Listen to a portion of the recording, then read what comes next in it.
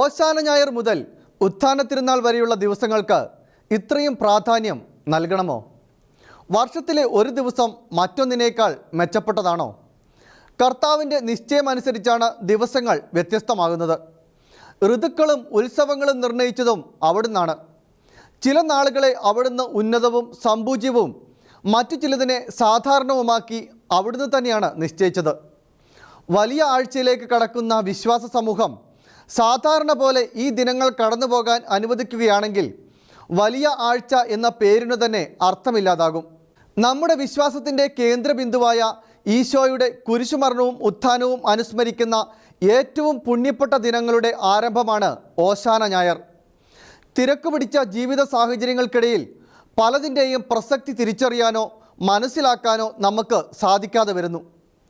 ഒരു എയർപോർട്ടിലേക്ക് നമ്മൾ പ്രവേശിക്കാൻ ഒരുങ്ങുമ്പോൾ നേരത്തെ തന്നെ സ്പീഡ് കുറയ്ക്കാനുള്ള നിർദ്ദേശങ്ങൾ നൽകുന്ന ബോർഡുകൾ കാണാം. അതുകൂടാതെ തന്നെ സ്പീഡ് ബ്രേക്കറുകളും ചെക്ക് പോസ്റ്റുകളും ഒക്കെ വഴിയിൽ കാണുന്നത് നമ്മൾ പ്രവേശിക്കുന്ന സ്ഥലത്തിൻ്റെ പ്രാധാന്യം മനസ്സിലാക്കാൻ വേണ്ടിയാണ്.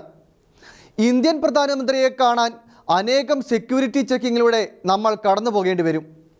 അതുപോലെ തന്നെ ദുഃഖവെള്ളി, ഉയർപ്പ് ഞായർ എന്നീ മഹാരഹസ്യങ്ങളിലൂടെ കടന്നു പോകാൻ നമ്മൾ ഒരുങ്ങുമ്പോൾ നമ്മൾ കടന്നു പോകേണ്ട ചെക്ക് പോസ്റ്റുകളാണ് വലിയ ആഴ്ചയിലെ ഓരോ ദിനങ്ങളും.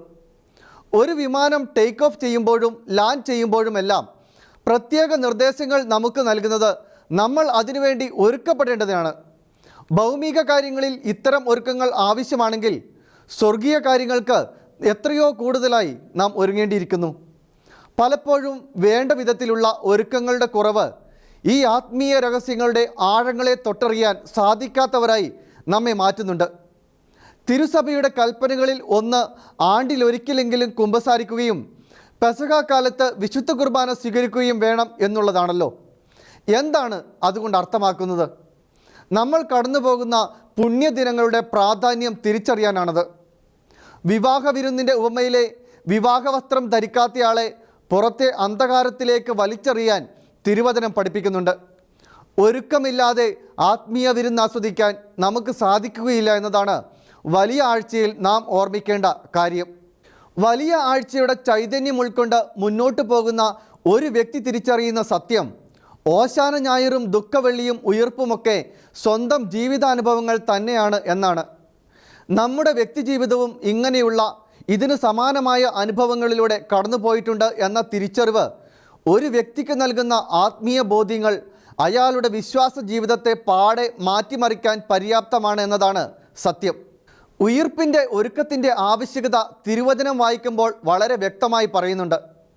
ഉദ്ധിതനെ തിരിച്ചറിയാൻ പറ്റാതെ വന്ന ഒരു കൂട്ടം ആളുകളുടെ ചരിത്രം എഴുതപ്പെടുമ്പോൾ അത് നൽകുന്ന മുന്നറിയിപ്പ് ഉയിർപ്പിൻ്റെ ആഘോഷങ്ങൾ ഉദ്ധിതനെ കണ്ടുമുട്ടാൻ നമ്മെ പ്രാപ്തരാക്കണമെന്നതാണ്. 3 വർഷം കൂടെ നടന്ന ശിഷ്യന്മാർക്ക് പോലും 3 ദിവസത്തിന് ശേഷം മിശിഹായെ തിരിച്ചറിയാൻ കഴിയാതെ പോയെങ്കിൽ നമ്മൾ എത്രയോ ജാഗരൂകതയോടെ ഒരുങ്ങേണ്ടിയിരിക്കുന്നു ഉദ്ധിതനായ ക്രിസ്തുവിനെ അനുഭവിച്ചറിയേണ്ട ഉയർപ്പ് തിരുനാളിനായി.